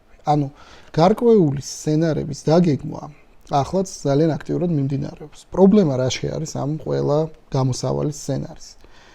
როდესაც პუტინმა მიიერთა ყირიმს ჰქონდა სერიოზული იდეოლოგიური მნიშვნელობა ნებისმიერი რუსისთვის. ანუ მართლა არსებობდა ეს დერჟავნიკული იდეя, რომ ყირიმი არის რუსეთის შემადგენელი ნაწილი და პროპაგანდა. Фраза Крым вернулся в родную гавань, ახლა ზელენსკი რო უკუღმა უტრიალებს თუმცა. ამ ყველაფერს ემატება იმის გააზრება, რომ არც მარიუპოლი, არც ზაპორიჟიე, არც რომელიმე უკრაინული რეგიონი არ არის ასეთი, არც დონბასი და არც ლუჰანსკი არ არის ისეთი ემოციური ბირთვის მატარებელი, როგორც იყო ყირიმი. ანუ ვერაფრით რუსეთის ეხლანდელი ხელისუფლება ვერ მოახერხებს, რომ საკუთარ ხელისუფლებას დააჯეროს, რომ ამ მელიტოპოლის ან მარიუპოლის აღება იყო ისეთივე მნიშვნელობის მოვლენა, როგორც იყო ყირიმის ანექსია. ამიტომ სერიოზული პრობლემა აქვს, რომ გამარჯვებას ვერ ყიდიან, ანუ ვერ მოიფიქრეს ისეთი გამარჯვება, რომელიც იქნება შედარებით დამაჯერებელი. გააჩერეს ნატოს თავდასხმა რუსეთზე. ოკეი, ისედაც არ იყო და პლუს ამას ამ ავანტიურის დაწყების შემდეგ რუსეთის საზღვარი ნატოს ქვეყნებთან გაორმაგდა. მას შემდეგ რაც ფინეთი და შვედეთი, რომლებმაც მთელი ცივი ომის განმავლობაში გადაწყვიტეს, რომ ყოფილიყვნენ ნეიტრალური სახელმწიფოები, შეუერთდნენ ბლოკს და შესაბამისად რუსეთის საზღვარი ნატოსთან გაორმაგდა. შესაბამისად, აი ამ გამოსავლის ძიებაში მე მგონია, რომ რუსეთის ყოველ შემთხვევაში კრემლის პოლიტიკური აპარატი, პრეზიდენტის ადმინისტრაცია რაც არის, ახლაც არიან, ცდილობენ მოიფიქრონ. ამას ვეწირებით ნაწილობრივ ჩვენ, იმიტომ რომ ცხინვალის რეგიონის ანექსია არის ძალიან მარტივი რუსეთისთვის და ქართულმა ოცნებამ ყველაფერი გააკეთა იმისთვის, რომ საგარეო პოლიტიკურად ჩვენი ქვეყანა ყოფილიყო იმდენად იზოლაციაში, რომ ელემენტარულად გამოსარჩლებელიც კი არ გარკვეულოდა. და ამიტომ ისინი შეიძლება წავიდნენ ამ SSSR 2.0 მინი SSSR იდეაზე, რომლის ფარგლებშიც გამოცხადდება, რომ აი ეს უკრაინის ოკუპირებული ტერიტორიები, ყირიმი, ცხინვალის რეგიონი, ოკუპირებული აფხაზეთი, ეს ყველაფერი გახდება ამ ბელარუსი, ეს ყველაფერი გახდება ამ ახალი პატარა მინი საბჭოთა კავშირის ნაწილი. რას ფიქრობთ, წააგო თუ არა პუტინმა პროპაგანდის ომი? ძალიან დიდი მნიშვნელობა ჰქონდა, ძალიან დიდი ფული ხარჯებოდა, რაც პუტინი მოვიდა პროპაგანდაში. როგორც მის იმიჯში, ასევე რუსეთის იმიჯის გამოსწორებაში, რაღაც იქ ოლიმპიადაზე დახარჯული ფული იქნება ეგ თუ მსოფლიო ჩემპიონატზე და შემდეგ და ერთი თან რაც ჰქონდა დიდი უპირატესობა ყოველ შემთხვევაში სამხედრო საქმეში. ხო, რუსეთს ისედაც ჰქონდა ძლევამოსილი არმიის და რაღაც იარაღის ქვეყნის იმიჯი. და აი ეს კარწინკა ეგრეთ წოდებული ხო არ წააგო ამ ბოლო პერიოდში და წააგო ზელენსკისთან რა წააგო როგორც ინტერნეტში ასევე ტელევიზორში სოფლიო მასშტაბით რუსეთს შიგნით ალბათ ვერაფერი ვერ მოუგებს პუტინის პროპაგანდას აი სწორედაც უკრაინის დარტყმებმა ენერგოინფრასტრუქტურაზე და მანამდე აი ძალიან ცნობილი ვიდეო ყირიმიდან რუსი ტურისტების გამოქცევის ხო ამ ყველაფერმა სერიოზული დარტყმა მიაყენა რუსულ პროპაგანდას და ეს დარტყმა იმდენად ძლიერი იყო რომ რუსეთი იძულებული გახდა რომ ჩაეკეტა ინტერნეტი. შენ არ ხურავ ინტერნეტს სივრცეს, შენ არ კრძალავ Facebook-ს, TikTok-ს, Instagram-ს, არც კიდე რა გძალეს, მაშინ როდესაც შენ იმარჯვებ Telegram-ს, როდესაც შენ იმარჯვებ პროპაგანდისტულ ომში. ანუ რუსეთის შიგნით ისინი აგებენ ამ პროპაგანდას და ამიტომ იძულებულნი გახდნენ რომ გამოიყენონ აი ესეთი ხისტი მეთოდები აკრძალოს. თუმცა მეორეს მხრივ შეიძლება ვთქვათ რომ რუსული პროპაგანდის ის ნარატივი, რომელიც წარმოაჩენდა რუსეთს როგორც ციხესიმაგრეს, რომელიც გარშემორტყმული არის მტრებით, ამ ნარატივმა გარკვეულწილად რაღაცა მიზანს მიაღწია. ეს ერთი. მეორე. მთელი ამ დროის განმავლობაში ჩვენ ხედავდით, რომ შეერთებული შტატების ადმინისტრაცია რუსეთისადმი იყო საკმაოდ კეთილგანწყობილი. ახლა ეს იცვლება, მაგრამ დასაწყისში გარკვეული ინდიკაციები იყო, რომ ტრამპის ადმინისტრაცია მზად იყო, ოღონდ ომი შეჩერებულიყო და წამოსულიყვნენ საკმაოდ სერიოზულ დათმობებზე. ეს ანკორიჯის სულისკვეთებას. იმიტომ რომ ჯეროდათ რომ რუსები რეალურად იმარჯვებდნენ. ზუსტად და ეს გამარჯვებაც მათ შორის იყო პროპაგანდისტული ნარატივის დახმარებით. ახლა უკვე ჩვენ ხედავთ რომ სიტუაცია იცვლება, ახლა ჩვენ ხედავთ რომ ჯერეთი აი ამ დარტყმებმა, რომელიც იყო მიყენებული რუსეთის ენერგოინფრასტრუქტურაზე, ჩვენ ხედავთ რომ ზოგადად იმ ობიექტურმა გარემოებამ, რომ რუსეთმა კიევი ვერ აიღოს ამ დღეში, უკრაინის ტერიტორიების დაკავებას ვერ ახერხებენ და რაღაცა ორი პატარა სოფლის გამო იბრძვიან და მილიონობით ჯარისკაცი შეაკლეს ამ ყველაფერს. ამ ყველაფერს დაემატა რუსეთის იმიჯის ნგრევა, როგორც რაღაცა კონსერვატიული ფასეულობების მქონე ქვეყნის იმიჯის დანგრევა, რომელმაც დასავლეთში, გერმანიაში, საფრანგეთში, შეერთებულ შტატებშიც გარკვეული მხარდაჭერა მოაპოვებინა თავის დროზე. ასე რომ ახლა უკვე ქვეყნის გარეთ კი რუსული იმიჯი საკმაოდ დანგრეული არის და უკრაინელებმა მოახერხეს ნამდვილად მდგომარეობის გადატეხვა. რუსეთის შიგნით პრობლემები აქვთ, მაგრამ ჯერ ბოლომდე გადატეხილი არ არის, მიუხედავად იმისა, რომ აგერ ახლახან ჩვენ ხედავთ, რომ რუსეთში იქნება დუმის არჩევნები, კი, არჩევნები რუსეთში ცოტა კომიკურია, მაგრამ პირველად 2006-2007 წლიდან რუსეთის მთავარმა პარტიამ, Единая Россия-მ გამოაცხადა, რომ ის არის პუტინის პარტია. აქამდე ის მათ არ სჭირდებოდათ, ისინი არ ემოდნენ პუტინს, ერთხელ დაჭირდა, თორე აი ამ ადრეულ 2000-იან წლებში, როცა საკმაოდ მძიმე არჩევნები ჰქონდათ ობიექტურად და ახლაც ესეც შეიძლება აღვიქვათ როგორც ინდიკაცია იმისი, რომ რუსეთის შიგნით პუტინის ძალაუფლება და რუსეთის აი ამ მართველი ელიტის ძალაუფლება არის შერყეული. ხო, ძალიან საინტერესო არის ის, რომ როდესაც Twitter-მა გამოაქვეყნა და საშუალება მისცა გარეთ დამკვირვებელს შეესწავლათ თუ სად იყო ესა თუ ის ასე ვთქვათ ადამიანი ბაზირებული და ამის საშუალება ნათელი გახდა.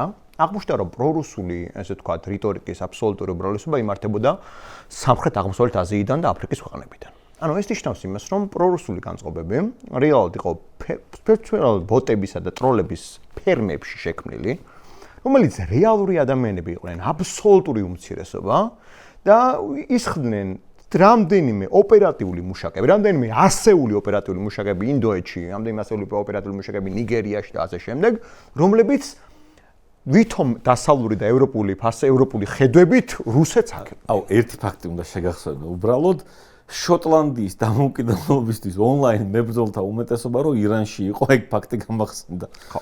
ანუ ეს კარგად მეტყველებს იმაზე თუ განწყობები სად იქნება. ძალიან საინტერესო არის რომ ჯერ კიდევ რუსეთს ჰქონდა ეს დათვლილი, როდესაც ჩრდილოეთ მაკედონიაში მან შექმნა მთელი ეს ფერმა და ჯერ კიდევ 2010-იან წლებში აკეთებდა ამას. ტრამპის პირველი არჩევნების წინაც კი გააკეთა ეს ცნობილი მოვლენა, მაგრამ ახლა კიდევ ერთი საინტერესო რაღაცაა რა.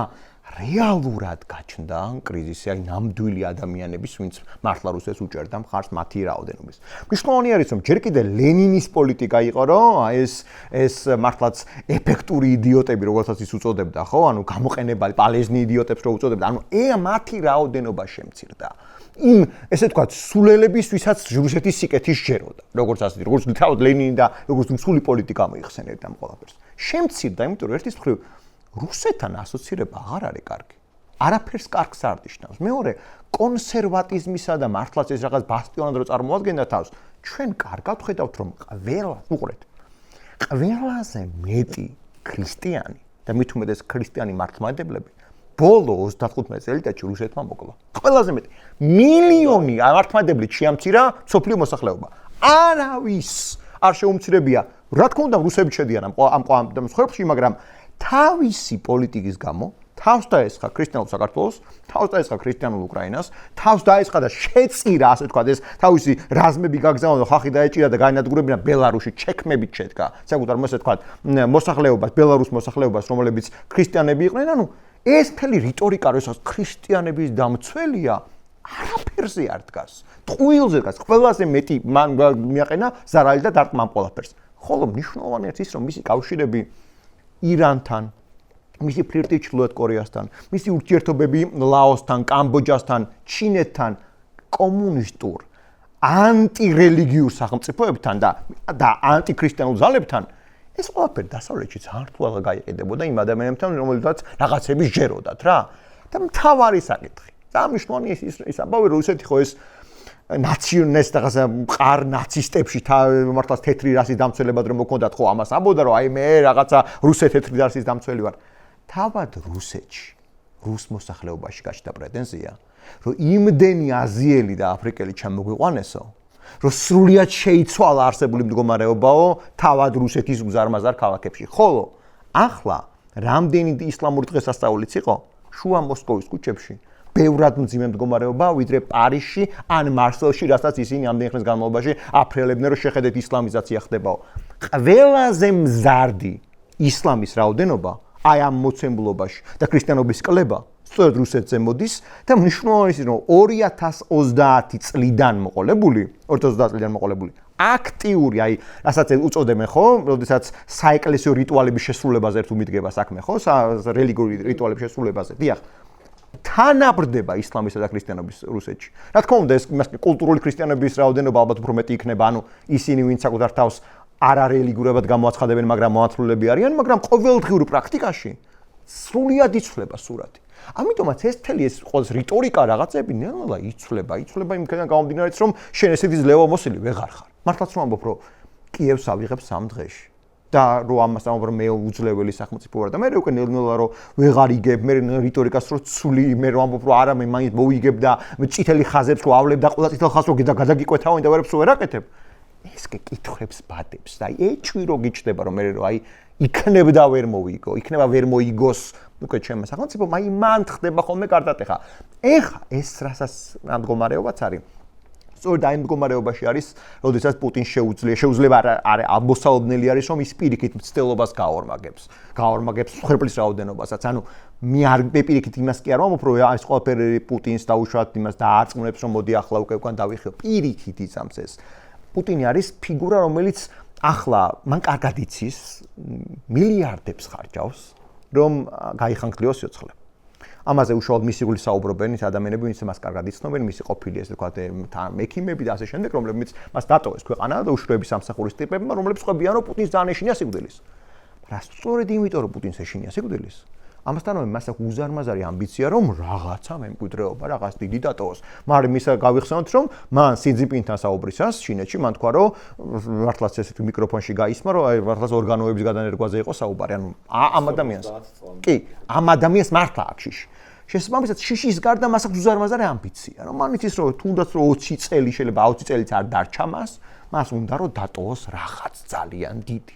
ამიტომ ამ მეგალომანიისგან შეპყრობილ ადამიანს ნაკლებად მოსალოდნელია მან დაიწყოს რაციონალური პრაგმატული უგანდახევები ამ ეტაპზე ყოველ შემთხვევაში, ამ მოცემულ ეტაპზე და ამიტომაც სისხლი და ეს ხორცის შტურმების გარა თუ გაგზელება შემეძლო მოსალოდნელი, არამედ რაღაც მომენტში შეიძლება მომატებაც კი. ზუსტად მაგაზე მინდა ეხ გადავიდე, უბრალოდ მანამდე ერთი კომენტარი მინდა გავაკეთო, შეიძლება თქვი რუსეთი როგორც კონსერვატიული და ტრადიციული რაღაც ღირებულებების მატარებელი სახელმწიფო, უბრალოდ ამას ხალხი საზოგადოება არ აკვირდება, თორე ელემენტარული რაღაცით შეგეძლო ეს ისე ვთქვათ ჩამოგეშალა, კერძოდ ბრიქსი შეუძლებელია ბრიქსში ბრაზილია იყოს და იყოს შენი სტრატეგიული პარტნიორი, ლულა და სილვა განსაკუთრებით ჩახუტებულია პუტინთან და რაღაც ამდროს ტრადიციონალიზმი და კონსერვატიული ღირებულებები, იმიტომ რომ ბრაზილია ძალიან ლიბერალური ქვეყანაა და ერთ-ერთი ყველაზე დიდი გეი პარადი ტარდება სან-პაულუში, რა. მაგრამ აი კითხვა რაც მინდა გადავიდეთ, როდემდე გაგრძელდება თქვენი არის ომი და რას მოელით? მოელით თუ არა პირობითად მობილიზაციას და იმას, რომ ომი გაგრძელდება 2027 წლის განმავლობაშიც და რავი, შეიძლება 2028-მდეც.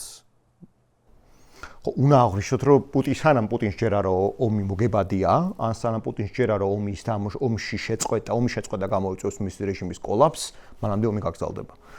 რა თქმა უნდა, რესურსები ამოწურავი არავის არ აქვს და რა თქმა უნდა, ძალიან კარგად ესმის დასავლეთსაც და ამას მინდა ხაზი გაუსვა, რომ ამ ომში ის უპირისპირდება არა მხოლოდ მართლაც რუსეთს მხოლოდ, არამედ მისი ეგზისტენციალური არსებობა არ არსებობას დგას, იმიტომ რომ დამარცხებული უკრაინა დამარცხებულ დასავლეთსაც ნიშნავს და პრინციპში ეს ნიშნავს იმასაც, რომ რუსეთს მე კარტ ბლანში ექნება და არა მარტო რუსეთს, ნებისმიერ სხვა ანტიდასავლურ ძალას გამოიყენოს უზარმაზარი ესე ვთქვათ შიდა არეულობის პოტენციალი დასავლეთის შიგნით. ამიტომაც აქ იმაზე საუბარი, რომ რომელიმე მხარეს უკან დასახევი ადვილად აქვს, არა. აი სწორედ ეს არის პრობლემა ამ ომში, რომ უკან დასახევის კრიზისი. უკრაინამ საგნო დაიხევს თავის. უკრაინა ვერ დაიხევს. რუსეთის შემთხვევაში, ამ შემთხვევაში ხელისუფლება არ დაიხევს უკან და დასავლეთ ძალიან კარგად ესმის, რომ უკრაინის მიტოვება მისი გრძელვადიან არც საშუალებადაში მისი ჩამოშლის წინაპირობა შეიძლება გახდეს. მის შიგნით დიდი მძიმე შედეგების წინაპირობა შეიძლება. პირდაპირ მიწვევა იქნება ბალტიის ქვეყნების. რა თქმა უნდა, და არა მხოლოდ არეულობა და ასე შემდეგ. რაც პუტინს შეიძლება კონდეს დარჩენილი გასაღებად რა ერთგვარ საშუალებად. ეს არის ევროპის შიგნით არჩევნებით იმ გვარი ძალების მოყვანა, რომელიც ევროპის შიგნით გამოიწვევს სერიოზულ კრიზისს და ამასთანავე შექმნის ერთგვარ განცდას, რომ უკრაინაზე მეტი პრიორიტეტი ცოტა სხვა საკითხებია, მათ შორის შიდა მიგრაციის მოგვარება სასწრაფო წესით, რაც ცალსახად პრობლემა ამაზე არ უნდა საუბრობდეს, რომ ეგ პრობლემა არ არის. აი გერმანიაში მაგალითად თუ ვიტყვით, რომ ჩვენი ალტერნატივა გერმანიისთვის, რომელიც ღიად პრორუსული პარტიაა და არა მარტო ღიად პრორუსული პარტია, არამედ შტაზის ყოფილი ეს ვთქვათ თანამშრომლების შვილები, ესე ვთქვათ, არიან წარმოდგენილი, მისნაირი ძალის მოსვლა კიდე არის ტინო ხრუპალა, რომელიც არის ყველაზე რადიკალი მათ შორის პრორუსი ძალა, ალტერნატივა გერმანიისთვის, მსგავსი ძალების მოყვანაზე შეიძლება დებდეს ის ფსონს. ანუ შიდა არეულობაზე შეიძლება დებდეს ფსონს. შეიძლება დებდეს ფსონს, რომ საბოლოო ჯამში რესურსებით დაჯაბნის, ესე ვთქვათ, რუსეთი უკრაინას, მაგრამ ამბავი რომ ამ ეტაპზე თუნდაც 1 წლის განმავლობაში 2027 წლის ბოლომდე ეს ომი დამთავრდება, პირადად მე ვფიქრობ, რომ ნაკლებად სავარაუდო. გიოშენას ფიქრობ, ამ წელს მორჩება თუ არა ომი, ან გაგრძელდება თუ არა 2027 წლის განმავლობაში? ომი მორჩება მაშინ, როდესაც რუსეთს აღარ ექნება ამ ომის საწარმოო რესურსები. 26-ში ექნება ყოველგვარი. 26-ში ძალიან დიდი. 27-ში სამწუხაროდ 27-შიც ვნახოთ, თუმცა მეორეს მხრივ ყოველთვის არსებობს შავი გედი, რაღაცა ისეთი მოვლენა, რომელსაც ჩვენ წინასწარ ვერ დავინახავთ პირობითად. მეორე პრიგოჟინი, რომელმაც შეიძლება გამოიწვიოს ან რუსეთის უფრო სწრაფი ჩამოშლა ამ თვალსაზრისით, ანუ ფრონტის ხაზზე მაქვს საუბარი. რუსეთის ისტორიაშიც მომხდარა არაერთხელ პირველი მსოფლიო ომის დროს სრულიად ჩამოიშალა ფრონტის ხაზი და ამის შემდეგ მოხდა რევოლუცია, რომლის შედეგადაც ჩვენ დავინახეთ რუსეთის იმპერიის სრული ჩამოშლა და დანგრევა. ასე რომ შავი გედები არ არის არანაირად გამორიცხული. ობიექტურად თუ ჩვენ გადავხედავთ 2026 წელს ახლა ინიციატივა გადადის უკრაინის მხარეს, მათ შორის აი ამ დრონების მეშვეობით, მათ შორის ბალისტიკური რაკეტების მეშვეობით, მათ შორის ყველა იმ დამატებითი მექანიზმის მეშვეობით, რომელიც არის გამოგონილი უკრაინელების მიერ და რომლის მთავარი მიზანი არის რუსეთის შიგნით განწყობების გარდატეხა. ამას ემატება თუ შეერთებულმა შტატებმა მოინდომეს, მათაც შეუძლიათ გაცილებით უფრო აქტიური როლის თამაში ამ ომში და საბოლოო ჯამში კიდევ ერთხელ ომი მორჩება მაშინ, როდესაც რუსეთი ვეღარ მოახერხებს ამ ომის წარმოებას.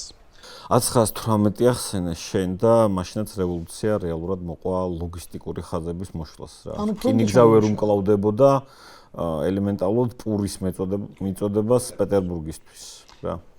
კი, ოღონდ ამას ყველაფერს დაემატა ასევე პირველი მსოფლიო ომის ფრონტის ჩამოშლა. კი, ფრონტის გამოწვეული და ამის შემდეგ უკვე გერმანელებმა აქტიურად სხვა შორის ძალიან კარგად იმუშავეს იაპონელებმა პირველი მსოფლიო ომის პერიოდში, მათ შორის ქართულ ჯგუფებთან ჩვენი პირველი რესპუბლიკის გამოცხადებაში ირიბად საკმაოდ დიდი როლი ითამაშა პეტერბურგში იაპონიის დაზვერვის უფროსმა. ხო, იაპონელების როლი იყო მხარდაჭერა იმპერიის შიგნით არსებული ნაციონალისტური ჯგუფების. მათ შორის ერთ-ერთი ასეთი ნაციონალისტური ჯგუფი იყო ქართველები, რომლებსაც საკმაოდ აქტიური მხარდაჭერა აქვეს. ხო, საინტერესო ამბავია. ახლა ამერიკა ახსენდა, მაგრამ შეერთებულ შტატებზე გადავიდეთ ირანთან მიმდინარე თუ შეწყვეტილი ომი, იმიტომ რომ ხან წდება, ხან ნახლდება, შენც 40 სრუტე ახსენა, ხან იხსნება, ხან იკეტება. ამაზე რას იტყოდით, რამდენად წარმატებული იყო საერთოდ ირანის კამპანია, იმიტომ რომ ძალიან არაერთგვაროვანი გამოხმაურებებია. გულწრფელად ვთქვათ, მეც ძალიან კრიტიკულად ვარ განწყობილი და მეორე გამომდინარე იქიდან შუალედური არჩევნები მოდის, ელით თუ არა რამე ცვლილებებს ამერიკის საგარეო პოლიტიკის მიმართულებით. ხო, ჩვენ ირანზე ვისაუბრეთ, როდესაც ირანის ომი დაიწყო და მაშინაც ვისაუბრობდით, რომ ასიმეტრიული ომი რატო იყო იქნებოდა ძალიან რთული. მიუხედავად იმისა, რომ ირანის მინუსებზე ძალიან ბევრს საუბრობდით, მაშინაც თქვით, რომ ასიმეტრიული ომი იქნებოდა ის, რაც აშშ შეიძლება ვერ გამკრალებოდა სათანადო. მაშინ დაისვა ვარაუდი, რომ ნავთობისზე დარტყმები უფრო მეტ ზიანს მიაყენებდა ირანს, მაგრამ არანაკლებ ზიანი მიაყენა ეს ყველაფერი ამ ყველაფერმა ამერიკის შეერთებულ შტატებს. კითხვა არის ეგეთი, ომის როცა ვაფასებთ, ჩვენ ვაფასებთ ყოველთვის ეგრე, რომ რა იყო ომის პოლიტიკური მიზანი, ხო? კი. ხო, ომის პოლიტიკური მიზანი თუ იყო ის, რომ ირანში უნდა შეცვლილიყო ან რეჟიმი, ან ბირთვული, ესე ვთქვათ, გამდიდრებული ურანი უნდა დათმობილიყო და ბირთვulis წარმოებაზე სრულად უნდა შეწყვეტილიყო ნებისმიერი საუბარი. ან თუ იმაზე იყო საუბარი, რომ ბალისტიკური რაკეტების წარმოება უნდა შეწყვეტილიყო საბოლოო ჯამში, ხო? ამ მიზნებიდან არც ერთია შესრულებული. აქედან გამომდინარე, ომის გამარჯვება და მარცხება ეს არ არის მარტო ის, რამდენი ბომბი ჩამოყარიან, ყველა ბრძოლა მოიგე თუ არა. ამერიკის შეერთებულმა შტატებმა ვიეტნამში ყველა ბრძოლა მოიგო. იმდენად დიდი ტონაჟობით ბომბი ჩამოყარა, რამდენიც არ ჩამოუყრია მეორე მსოფლიო ომის პერიოდში. მაგრამ საბოლოო ჯამში ამერიკამ ვიეტნამი ვერ მოიგო, ხო, იმიტომ რომ პოლიტიკურად ზომავთ ჩვენ ეს ყველაფერს. ამ ეტაპზე რა არის, ხო, საკითხი დგას ეგრე, რომ დღის წესრის ახლა აღმოსავლეთში აშშ აწესებს და აყალიბებს ახლა თუ უფრო მეტად ირანი. ანუ კრიზისის საფუძველი გახდა ის, რომ როდესაც ძალიან მაღალი იყო მოლოდინი, რომ აშშ იმაზე სწრაფად დაასრულებდა მოწინააღმდეგეს, ვიდრე ეს ყველაფერი დადგა და ამასთანავე ასიმეტრიულ ომს ვერ გაუძლო საფუძვლიანად, აი როდესაც შენ კუვეიტში ხარ გამაგრებული და როდესაც შენ არაბთაგართმო საამიროებში ხარ გამაგრებული და უბრალოდ დრონი გიფეთქებს შენი მოკავშირის და უშუალოდ ნავთობს აცავს ან სამხედრო ბაზას ან რადარს, ეს არის უზარმაზარი პრობლემა. ჩვენ ხო რაღაცაზე ვსაუბრობთ, აი რამდენს რაღაცას როგორ ხარჯავ.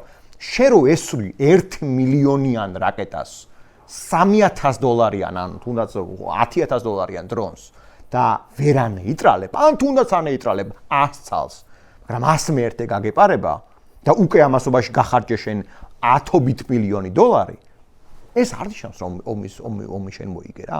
აქედან გამომდინარე, მიუხედავად იმისა, რომ კი აიათოლა შემთხვევაში აიათოლა ხამენეი განადგურებულია, მისი ამ რეჟიმის დიდი ნაწილები ესე ვთქვათ განეიტრალებულია, რას ნიშნავს რომ აი ეს იანურის ხორცსაკეპი, ვინც ქვეყნის შიგნით ჩაატარა ირანში, გარკვეულად დაშლილია, ხო, 10,000 მშვიდობიანი ვინც მოკლა და გაუპატიურა და ჩამოახჭო საბოლოო ჯამში ამ წეკრანებზე თუ ესე ვთქვათ როიალისიმებზე ჯოჯოხეწყვებიან რა სიმართლე რა ესე ვთქვათ ვარაუდი და რა შეიძლება ესე ვთქვათ ჭორი არ ვიცით, მაგრამ არის ჯოჯოხეთი რაც ირანიდან გამოდის ინფორმაცია, რა სტრიალებდა იანვარში. მიუხედავად ამისა, პოლიტიკური თვალსაზრისით ამერიკის შეერთებულმა შტატებმა საკუთარი რეპუტაციული გამარჯვება ვერ ანახა და ახლა ეს გაურკვევლობა. სწორედ ეს რომ ხან ბომბავდა, ხან მშვიდობას აცხადებდა, ხან ისრაელს ეუნები რომ შეწყვეტა ლიბანზე შტურმი და ასე შემდეგ, ეს არ მიანიშნებს რომ ამერიკა ძლიერ პოზიციაში იმყოფება. ანუ დღის წესრიგს პოლიტიკურ სამწუხაროდ ამერიკის შეერთებული შტატები ამ ეტაპზე ვერ მართავს. სხვაშორის ომის ერთ-ერთი ცნობილი თეორეტიკოსის ლიდია ხარტის ნათქვამია, რომ ომის შემდგომი მშვიდობა თუ არ სჯობს ომამდე არსებულ მშვიდობას, ასე იგი მიზნები არ არის მიღწეული. გიორგი, შენ რას ფიქრობ ამაზეც და გამომდინარე იქიდან რომ უკვე შუალედური არჩევნები არის მოახლოებული, ამერიკის საგარეო პოლიტიკა უფრო აქტიური იქნება თუ პირიქით ნაკლებად აქტიური და უფრო შიდა დღის წესრიგზე იქნება კონცენტრირებული. ამ ეტაპზე შეერთებული შტატების ადმინისტრაციას აქვს სრული კარტ-ბლანში, როგორც ქვედა, ასევე ზედა პალატაში რესპუბლიკურ პარტიას აქვს უმრავლესობა და შესაბამისად ადმინისტრაციას შეეძლო ამ კარტ-ბლანში ძალიან აქტიური გამოყენება საგარეო პოლიტიკის საწარმოებლად და კონგრესის როლი უფრო მეტად იყო მეორე პლანზე გადასული, იმიტომ რომ არც იყო დიდად დაინტერესებული საკუთარი ამ დამბალანსებელი ფუნქციის შესრულებით. თუმცა იმ შემთხვევაში, რაც პრინციპში მოსაოდნელი არის, თუ დემოკრატიული პარტია გაიმარჯვებს შუალედურ არჩევნებში და თუ ისინი მოახერხებენ ან ქვედა, ან ზედა, ან ორივე პალატის დაკავებას, ამ შემთხვევაში კონგრესის როლი გაცილებით უფრო გაიზრდება და გაცილებით უფრო მეტი წნეხი იქნება შეერთებული შტატების ადმინისტრაციაზე საგარეო პოლიტიკის კუთხითაც. იმიტომ რომ არ დაგვაუწყდეს, რომ მიუხედავად იმისა, რომ შეერთებული შტატების სისტემაში პრეზიდენტი წარმოადგენს სახელმწიფო საგარეო ურთიერთობებში ძალიან მნიშვნელოვანი საკითხები, მათ შორის ომის გამოცხადება, მშვიდობის გამოცხადება არის კონგრესის პრეროგატივა. მთელი ამ დროის განმავლობაში ტრამპის ადმინისტრაცია ახერხებდა გარკვეული გვერდითი სამართლებრივი რეჟიმების მეშვეობით საკუთარი ქმედებების გამართლებას, მაგრამ ეს ყველაფერი ხდებოდა იმიტომ, რომ ორივე პალატა იყო რესპუბლიკელები და ისინი თანახმა იყვნენ ამ განმარტებებზე. თუ ქვედა და ზედა პალატა, ან ქვედა, ან ზედა პალატა გახდება დემოკრატიული, ამ შემთხვევაში ამ იურიდიული გამოსავლების გამოყენება ადმინისტრაციას ძალიან გაუჭირდება და მათ შორის გაცილებით უფრო შებოჭილი იქნება შეერთებული შტატების ადმინისტრაცია საკუთარ საგარეო პოლიტიკურ გადაწყვეტილებებში. ჩვენ ამას უკვე ვხედავთ, მთელი რიგი გადაწყვეტილებები სასამართლოებმა ან დაბლოკეს, ან გააუქმეს, ან დროებით შეაჩერეს და გაცილებით უფრო მძიმე მდგომარეობა იქნება იმ შემთხვევაში, თუ დემოკრატები მოახერხებენ ერთ-ერთი პალატის თუნდაც დაკავებას. კი ბატონო, არ შემიძლია არ გკითხოთ მაინც საქართველოსზე რა, მულტივექტორულ პოლიტიკაზე და ასე შემდეგ. ამ ბოლო კვირანახევარი ორი კვირის განმავლობაში ჩემს სამი საინტერესო რაღაცა იყო. პირველი ჯეიკ არაფანოს ინტერვიუ Heritage Foundation-დან. საინტერესო ის იყო, რომ ამ ადამიანმა ძალიან ისე გულახდილად ისაუბრა და თან ამ ადამიანს უსმენენ, მოდი ესე ვთქვათ. მეორე ეს არის ჯეფრი საქსის ჩამოსვლა. უყურე, აი გაგეცინა ეხლა და ავხსნეთ. ჯეფრი საქსი იმდან პომპეზურად მიიღეს, რომ ეს არაფერში ჯდება რა, მე ვერ ვხვდები ირაკლი კობახიძე, რომელიც რაღაც თითქოს ბულსარისვამენ ტიპები და სუვერენიტეტი და ასე შემდეგ ჯეფრი საქსთან ყველა ეს ფოტოები გამონდეს დიდის ამბით, აი დაახლოებით რას გავს იცი, აფრიკული და პოლინეზიური ტომები რო იღებდნენ თეთრი ადამიანის გამოჩენას, აი დაახლოებით რაღაც აი ბელი გასპადინ რუსულად რო ვთქვათ რა, უყურე არ არის ჯეფრი საქსი არ არის იმდენად ცნობილი, იმდენად ავტორიტეტული, იმდენად დიდი ნობელიანტი არ მყავს, რომ აი ესე პომპეზურად ეს გაეშუქებინათ. რაში დაჭირდათ ვერ ხვდები. ამას ვერ ხვდები და ეს მცდელობა მათ შორის ბოჭორიშვილის სიტყვების რომ მცდელობა რომ ვის წინაშე ოღონდ ვერ ხვდები ვინ არის აუდიტორია, მათი აუდიტორია გამოჩნდნენ რაღაც მულტივექტორულ პოლიტიკას აწარმოებენ, როცა პირიქით მულტივექტორული პოლიტიკა რასაც ქვია ჰქონდათ რა. სხვა ვერაფერი ვერ ეწოდება, რაც ამათ პოლიტიკა იყო 2024 წლამდე. ეხლა ეს ვექტორი მთლიანად ჩაიხსნეს, პროდასავლური ვექტორი და რავი, რომელთაც გინდათ იმით დაიწყო. მოდი თანმიმდევრულად მივხვდეთ სამივე კითხვას. მოდი საქსით დავიწყოთ. რაში დაჭირდათ ეს? ხო, ვერ ხვდები. პროპაგანდა. ქართული ოცნება ბოლო პერიოდში გრძნობს ძალიან კარგად, რომ არის იზოლირებული. უზარმაზარი ფსონი დადეს ჯერ ტრამპის ადმინისტრაციის ინაუგურაციაზე და რო აი 20 იანვარი მოვა დავლაგდებით. შემდეგ უზარმაზარი ფსონი დადო პროპაგანდამ იმაზე, რომ ყაველაშვილს ტრამპი დაურეკავს. ეს კომიკო არა ჯერ დაურეკავს და სამწუხაროდ. შემდეგ უზარმაზარი ფსონი დაიდო თუ გახსოვს მაისში, კობახიძე ამბობდა რომ აი ამერიკელები ჩამოვლენ, კალაძეც კი რა თქმა უნდა თბილისის მერის პირდაპირი უფლებამოსილება არის გეოპოლიტიკური საკითხების მოგვარება. აბას სკვერები რა მაგისაა. რა თქმა უნდა და საბოლოო ჯამში ჩვენ მივიღეთ რომ ქართული ოცნება ზრდიდა მოლოდინებს ამერიკელებთან და ვერანაირი შედეგი ვერ დადეს. რაც რა თქმა უნდა ვერც დადებდნენ, მაგრამ მაინც.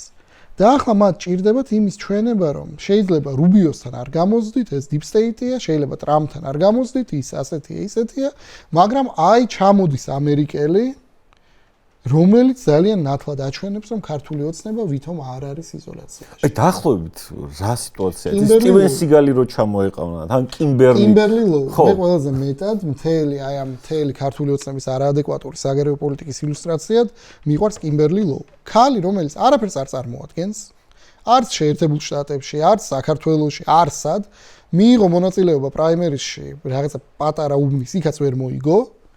ქართულმა ოცნებამ ჩამოიყვანა, საზოგადოებრივმა მაუწყებელმა დასვა, გააპიარა, წარმოაჩინეს რომ თითქოს ის არის, არ ვიცი, რაღაც ამერიკის მხსნელი გადამრჩენელი, დამფუძნებელი დედა და ბოლოს რა მოხდა? ეჩხუბა თავის ვიღაცა ქართველ მეგობარს და გაქრა. აღარსად არ არის. ნუ იქ შუალედში იყო კიდე მუნის სექტა, მაგრამ კაი, ამას არ შევეხოთ. შესაბამისად, მათი ერთადერთი მიზანი არის იმის ჩვენება, რომ აი ამერიკელი ჩამოვიდა, საბჭოთა კავშირში იყო ასე თუ გახსოვს, სასარგებლო იდიოტებს რომ ახსენენ. მათი მთავარი ფუნქცია რა იყო? ის კი არა რომ დასავლურ საზოგადოებებზე ქონოდათ გავლენა.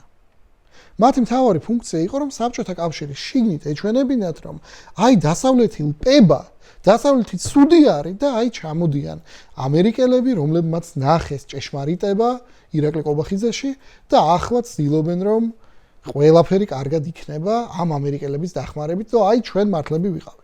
ანუ თავიდან ბოლომდე საქსი, მირშაიმერი, სტივენ სიგალი, ვინც არ უნდა ჩამოიყვანონ, უმრავლესობა არის რუსეთთან დაკავშირებული. თავარია ინგლისურად ლაპარაკობდეს და თეთრი იყო სახეზე დაახლოებით. კი, დაახლოებით ეს არის მთავარი. ოღონდ ინგლისურად ლაპარაკობდეს, ოღონდ ამერიკული გვარი ქონდეს, თუ კოლუმბიაში ან იელში ასწავლის. თლად უკეთესი, კიდე უფრო კარგად შეფუთავს ამას პროპაგანდა. ანუ თავიდან ბოლომდე საქსის ჩამოყვანა აქ არის მხოლოდ და მხოლოდ პროპაგანდისტული ცდილობა გადაფარონ საკუთარი არაადეკვატურობა და საკუთარი წარუმატებლობები ამერიკელებთან. ეს პირველი. რაც შეეხება ვექტორობას, აქაც აბსოლუტურად მართალი ხარ, ანუ ქართული ოცნების 2012 წელს, როდესაც მოვიდა ქართული ოცნება, მათი პირობა იყო მრავალვექტორობა. მათ დადეს ეს პირობა და ასე თუ ისე ასრულებდნენ. ნორმალური ურთიერთობა ჰქონდათ დასავლეთთან, ასოცირების ხელშეკრულება, კანდიდატის სტატუსი ბოლო-ბოლო, მაგრამ ბოლო პერიოდში იმის გამო, რომ მთელი რიგი არაადეკვატური, ანტიდემოკრატიული კანონები მიიღეს, ანტიდასავლური რიტორიკა გააღრმავეს, ამის გამო დასავლეთთან ურთიერთობა გაუარესდა. და ამავდროულად მათი მცდელობა რომ დაებალანსებინათ ჩინეთის მეშვეობით, არაბეთის ქვეყნების მეშვეობით, ხო ვხედავთ რომ ესეც სრულიად წარუმატებელი იყო. ჩინეთის ინტერესები საქართველოში თავიდან ბოლომდე ეფუძნება საქართველოს სატრანზიტო ფუნქციას. სატრანზიტო ფუნქცია არის შეუძლებელი დასავლეთთან ნორმალური ურთიერთობის და კომუნიკაციის გარეშე. თუ საქართველო ხდება ჩიხი, თუ სატრანზიტო ფუნქცია მცირდება ან ქრება, ამ შემთხვევაში ჩინეთის ინტერესები ასევე მცირდება და ქრება. შესაბამისად იქმნება ძალაუფლების ვაკუუმი და ეს ძალაუფლების ვაკუუმი ვინ უნდა შეაფსოს? რუსეთთან გვპირდებოდნენ ნორმალური ურთიერთობების დამყარებას. რუსეთთან და რას ხედავთ, რომ ოკუპაციიდან ცხინვალის რეგიონის გადადიან ანექსიაზე. ანუ შესაბამისად მთელი ეს ბოდვები და დაპირებები რაც იყო, რომ რუსეთთან ურთიერთობებს დავალაგებთ და ყველაფერი კარგად იქნება, იყო არა მარტო ტყუილი, არამედ სრულიად არაადეკვატური, რაც პრინციპში ყოველთვის ვამბობთ. ასე რომ ახაც ძალიან აშკარად არის ჩანს ქართული ოცნების პოლიტიკის არაადეკვატურობა. ხო, მე ვფიქრობ, რომ საქართველოში საერთოდ პოლიტიკური სისტემა და რეჟიმი ჩვენ შეგვიძლია დავახასიათოთ, აი ძალიან საინტერესო ტერმინი არსებობს, ეს არის პლუტოკრატია. მაგრამ პლუტოკრატია, რომელიც გამოხატავს მდიდარი ცოტა ადამიანის მმართველობას, ცოტა მდიდარი ადამიანების მმართველობას, რომელიც ოლიგარქიაცაც შეიძლება უტოლდებოდეს, მაგრამ ოლიგარქია თავის მხრივ ფინანსურ ელემენტზე მეტად უფრო ცოტა შეიძლება გამდიდრებულ ადამიანზე იყოს საუბარი, მაგრამ პლუტოკრატია არის უკვე რომ ესეც მდიდარი, კარგად მდიდარი ძალაუფლების მქონე ადამიანები რომ მოდიან ხელისუფლებაში და ისინი იგდებენ ძალაუფლებას, განამდიდრდებიან რა. და მეორე ფეოდალიზმია, ხო? ანუ ფეოდალიზმის რომ სახელმწიფოში. აი თქვენ ახლა მართლა მე მსმენელსაც მიმართავს, ჩვენ მეგობრებს ვეკითხები ხოლმე რომ შენი აზრით საქართველოს ხელისუფლება შენთან არის პასუხისმგებელი თუ ერთ კაცთან რომელიც არჩევს? თუ იმ ერთ კაცთან არის პასუხისმგებელი რომელიც არჩევს, ფეოდალიზმი. აბა როგორ არის სახელმწიფოს თვითონ მეთაური და სახელმწიფო ინსტიტუტები შენზე მოქალაქეზე კი არ მუშაობენ. ან სახელმწიფოს აბსტრაქტულ ინტერესზე კი არ მუშაობენ, რომელიც ეს რა თქმა უნდა საზოგადოების შიგნით არის გამჯდარი, გასიგრძე განებული, ხო, ყველამ ვიცით რა არის, არა. ერთ კაცზე, რომელსაც რაც მოუნდება, რაზეც დადებს ფსონს, მას გაყვებიან. მეტი რა ფეოდალიზმი გინდა.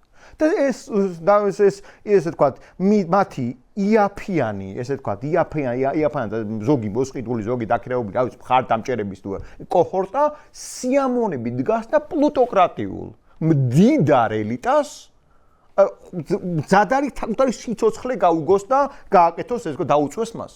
იმის ხარჯზე რომ სახელმწიფო ინტერესები გადათელონ და ქუჩაში ბორდიულებზე ბოდიში აფხაზეთო ომისთვისო ეგ აიტანონ და აიტანონ ბოდიშიო ცხინვალო რო ამბობს და არჩევნების წინ ბოდიშს რო უხდიდა და რო ამბობს რომ სახელმწიფო რო ჩვენო რაზია ლაპარაკი ყოველგვარ ჩვენო არ გვინდაო არც შემთხვევაშიო არ ვემზადებითო პოტენციური თავდაცვისთვისო არც აფხაზეთთანო არც ცხინვალთანო ანუ მეტი რაღა უნდა მიაყენონ შეურაცხყოფა დაღუპულ გმირებს, მეტი რა შეურაცხყოფა უნდა მიაყენონ ვეტერანებს, მეტი რა შეურაცხყოფა უნდა მოყენონ ჩვენ უბრალო ადამიანებს, ვისაც ელემენტარულად, აი პატრიოტიზმის მინიმალური თან პატრიოტიზმი როგორი სიტყვა გახადეს, ხო რაღაც დონეზე ისეთი რა სირცხვილად მიიჩნევა რა, იმიტომ რომ მათთვის პატრიოტიზმი ასოცირდება იმასთან, რომ თუ კი შენ ერთგული არ ხარ კონკრეტული ერთი პარტიის ესე იგი რაღაც დონეზე შენ არ გაქვს რა ეს პატრიოტიზმი. ანუ საკუთარი თავიც გააიგივეს ქვეყანასთან და საკუთარი ერთი კაცი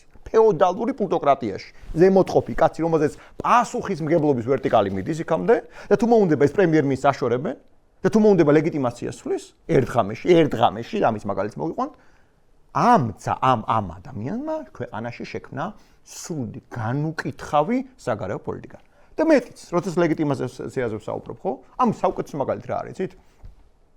საზოგადოების იმ ნაწილმა, რომელმაც ქართული ოცნებისა და კონკრეტულად ირაკლი ყოვახიძე იყო გამოხატული ფოტოზე, მისი მხარდაჭერით სალომე ზურაბიშვილს მისცა მხარდაჭერა ხმა, მოგვიანებით თითქმის ყველა ამ ადამიანმა ქართული ოცნების მხარდაჭერა, ყველა ადამიანმა, ვინც თავის დროზე სალომე ზურაბიშვილის ფანატიკური მხარდამჭერი იყო, სალომე ზურაბიშვილს დაუწყო გინება, იმიტომ რომ ერთმა კაცმა თქვა ასე. ანუ მეტი რა ფეოდალური პლუტოკრატიის მაგალითი გინდა, ტიპი სადღაცის, თუთიყუშებს აჭმევს, მართლა ზვიგენებთან არის და ტიპი ხეებს რგავს და გამოსცემს ბრძანებულებას, რომ ეს ადამიანი არ ვარგა და ხახი არ ვარგა. ანუ აქ რა საგარეო პოლიტიკაზეა საუბარი? აქ არის კაცზე, რომელსაც უნდა რომ შეერჩეს ძალაუფლება და ფული, რომელმაც თქვა რომ არჩევნების წინ და თუ არ ჯერათ ჩემი აგერ ხო შეგიძლიათ მოგუვლოთ არა? ტიპმა თქვა რომ მას იგი ფული დასაბრუნებლად იბრძვის და ფული ამისთვის თავარი ინტერესი, ანუ პლუტოკრატიული ინტერესი რაც არის. პლუტოკრატია მაგით ამბობ. ამ ადამიანს შეუძლია ქვეყნის საგარეო პოლიტიკის განსაზღვრა მხოლოდ და მხოლოდ იმ კურსით და იმ იდეით, რაც მას ძალაუფლება შეუნარჩუნებს. ამიტომ ამბობ, რომ ხვალ რომ უკრაინამ დაიწყოს მართლაც ომის გარდატეხა კი არა გამარჯვება, აქედან რომ გამოვიდნენ და პირველები კიევში ჩასვლა დაიწყონ, რომ ჩვენო პირველები ვიყავითო, ვინც თქვენ გეხმარებოდეთ ევროპარულად ვიყავითო, არაფერი გამოიცხოთ, იმიტომ რომ და აქ ხალხს ეტყვია რომ შეიცვალა კურსიო, მართლაც 1984-ში რო არის, ხო? მართლა ორუელისეული ქვეყანა სამყარო შეიძლება ყველაფერი თვითონ არ არსებობდა და ჩვენო პირველები ვიყავით, ხახი ტროლბოტებს დარაზმავდნენ და იტყვიან რომ რას ამბობთ, ჩვენო პირველები ვიყავით უკრაინის ხარდასჭერეთო რა. და სამწუხარო რა არის, იცით რომ ისინი ხალხს უყურებენ როგორც ნახირს, რომელსაც მოკლე მეხსიერება აქვს და ორი დღის ვერ აზროვნებენ თითქოს ესე უყურებენ ისინი და ამიტომაც არის რომ საკუთარი აუმრჩეველი მათ არჩიეს და შექმნეს ყველაზე ისეთი განვითარებაზე ორიენტირებული კი არა. პირიქით ყველაზე მოწყვლადი, ყველაზე შეიძლება ვთქვათ ღარიბიც ამ შემთხვევაში, იმიტომ რომ პლუტოკრატიული ეს გამდიდრებული ელიტა დგას ყველაზე გაჭირვებულ, ყველაზე მძიმე მდგომარეობაში. ამაზე სხვათა შორის მარქსმა ელაპარაკა თავის დროზე ლუმპენ პროლეტარიატზე დგასო, ხო მართლაც ბურჟუაზიაო რა. ეხლა მარქსი და არ მინდა მარქსის ციტირება დავიწყო ამ შემთხვევაში, მაგრამ უბრალოდ რომ შეხედოთ მართლაც პლუტოკრატიული ელიტა, რომელსაც შეუძლია თითი დაადოს და ხვალ კურსი შეცვალოს და უბრალოდ ყველაზე ღარიბი ადამიანები წაიყოლიოს ამ პროცესში და თქვას რომ კი ეგრეაო, ესე იგი ცხოვრება შექმნილი ჯოჯოხეთი, პოლიტიკური ჯოჯოხეთი, რომელსაც დისტოპია ეწოდება. დისტოპიაში აცხოვრებს ხალხს და დისტოპიაში უნდა აცხოვროს ყველა. ოღონდ ეს პლუტოკრატიული ელიტა თავად ისევ წავა მონაკოში, თავად წავა ისევ ლიხტენშტაინში, ლუქსემბურგში, კარგად მეგობრები ეყოლებათ, შვილებს გააჩენებენ, შვილებს ასწავლიან გარყვნილ დასავლეთში ასწავლიან შვილებს, ოღონდ ეს თქვენთვის უნდათ. ამიტომ არის რომ როდესაც ჩვენ მართლა რაღაცაზე ვლაპარაკობთ, აი სულ მართლა მაგალითად საგარეო პოლიტიკაზე ვლაპარაკობთ, სინამდვილეში აი ეს ყველაფერი გავს მარიონეტების თეატრს, სადაც ადამიანები, რომელსაც ჩვენ უყურებ, რომელსაც ჩვენ სიტყვა მიიტანეს თხოვე, ბურცელი ჩამოიტან, ანალიტიკური ისანახე, ისტორია გაიხსენე, მართლა მობილიზება თქვენნაირი ხალხი რო ეყოლება ქვეყანას, რომელსაც აზროვნება შეუძლია ასე შემდეგ და ასე შემდეგ, ხო შეუძლია რაღაცა ციტირება, განსაზღვრა, მოყვანა მაგალითის და ნაცვლად ამისა შენ ქვეყნის საგარეო პოლიტიკას წარმართილებ შენსავე მარიონეტებს, ესე იგი შენ ამ ქვეყანაში მართლაც როგორც ფეოდალური ფეოდს ისე უყურებ, რომლიდანაც უნდა მოწველო რაც შეიძლება, მე და არაფერი არ მიიღო. ამიტომაც აქ ჩვენ რაზეც ვლაპარაკობთ სინამდვილეში. არის არა მულტივექტორული პოლიტიკა, არამედ ერთი ადამიანის პოლიტიკა, რომელსაც უნდა ძალაუფლება რაც შეიძლება დიდი ხანი კონდეს. და ეს არის მთელი საქართველოში პრობლემა და ალბათ კიდევ ერთი რასაც შეგვიძლია ვთქვათ არის ის, რომ ალტერნატიული იდეები შეიძლება ჟღერდებოდეს თქვენგან, შეიძლება ჟღერდებოდეს მართლაც აკადემიური ჭკვიანი ადამიანებისგან, მაგრამ პოლიტიკური ალტერნატივა ძლიერი, რომელსაც შეუძლია ამ ყველაფრის, აი ამ მდგომარეობის გარდაქმნა პოლიტიკურ და მობილიზებულ ელემენტად ოპოზიციაზე მაქვს საუბარი, სამწუხაროდ ძალიან სუსტია საქართველოში. ნუ ხო, ერთს დავამატებდი ხოლმე არაფორმალურ გავლენებზე, რაც თქვი, ყველაზე კარგად, ჩემთვის ამას რაც ახასიათებს, არის მაინც ალიევის და ბიძინას სურათი რომ ეტყოლებს ის შემთხვევა, იმიტომ რომ ყუბახიძე იმდანად შორსაა, იმდანად გარიყულია, ესე ვთქვათ, აი ამ ორი ლიდერისაგან, რომ ეს სურათივე გეუბნება, რომ აქ არის ორი მნიშვნელოვანი, პირველხარისხოვანი ფიგურა და ერთი მეორეხარისხოვანი.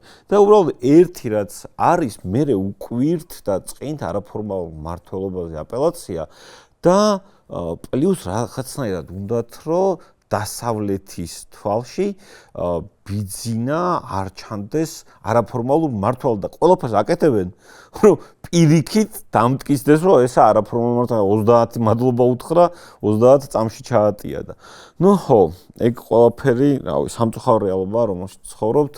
დიდი მადლობა მობრძანებისთვის, დიდი მადლობა საინტერესო საუბრისთვის, დიდი მადლობა ჩვენს მაყურებელს, გამოიწერეთ ჩვენი არხი YouTube-ზე და გამოვყავით სოციალურ ქსელებში.